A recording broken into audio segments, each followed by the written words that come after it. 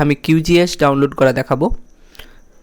প্রথমে আমরা QGIS লিখে আমরা গুগলে সার্চ করতে পারি, আর সরাসরি অ্যাড্রেস বারে লিখেও আমরা এন্টার করলে কিন্তু ওয়েবসাইটটা খুলে যাবে।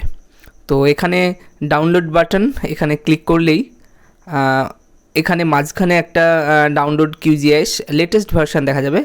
আর যদি আমরা পুরনো নিতে চাই তাহলে নিচে ক্লিক করলে কিন্তু আমরা পাবো। তো ওপরে ক্লিক করলেই একটা পেজ খুলে যাবে থ্যাংক ইউ বলে, এবং নিচে অটোমেটিকলি ডাউনলোড হতে শুরু করবে।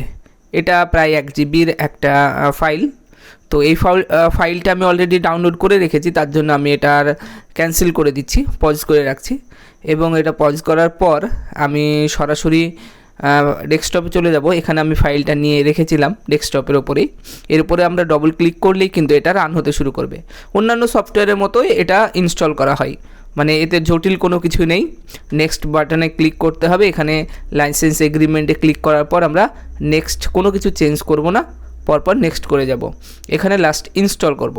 তো এখানে পারমিশন চাইবে অনেক সময়, এখানে পারমিশন দিয়ে দিলেই কিন্তু এইরকম ইনস্টল হতে শুরু করবে।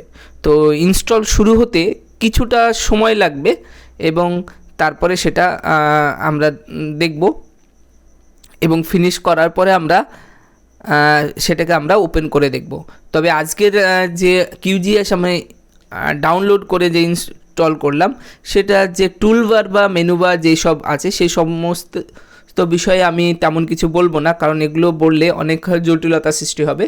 তো আমি আস্তে আস্তে ভিডিওটা যত এগোবে আমি এগুলো সম্বন্ধে আমরা আলোচনা করব। তো এবার ফিনিশ হয়ে গেল। তো এবার আমি এটাকে ওপেন করব। ওপেন করার পর এটা ফিনিশ করলাম। এরপর আমি ওপেন করে দেখব। তো প্রথমে আমি এখানে যে সার্চ বাটন আছে নিচে সার্চ বাটনে আমি এখান থেকে QGIS লিখব, লিখে সার্চ করব। তো QGIS লিখলে QGIS এর কিন্তু অনেকগুলো সফটওয়্যার অংশ খুলে আসবে, কিন্তু আমরা ওপেন করব QGIS ডেস্কটপ। তো QGIS ডেস্কটপ এখানে আমরা ক্লিক করলেই এবার আমাদের কিন্তু এই সফটওয়্যারটা খুলে যাবে। এখানে QGIS 3.28, আমি লেটেস্ট ভার্সানটা ডাউনলোড করিনি, তার আগেরটাই ডাউনলোড করা আছে, কারণ আজকেই আমি দেখছি লেটেস্ট ভার্সান।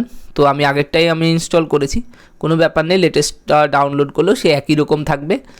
তো এখানে আমি এইরকম একটা ইন্টারফেস আসবে, এবং এগুলো সম্বন্ধে আমরা পরে আলোচনা করব। Thank you.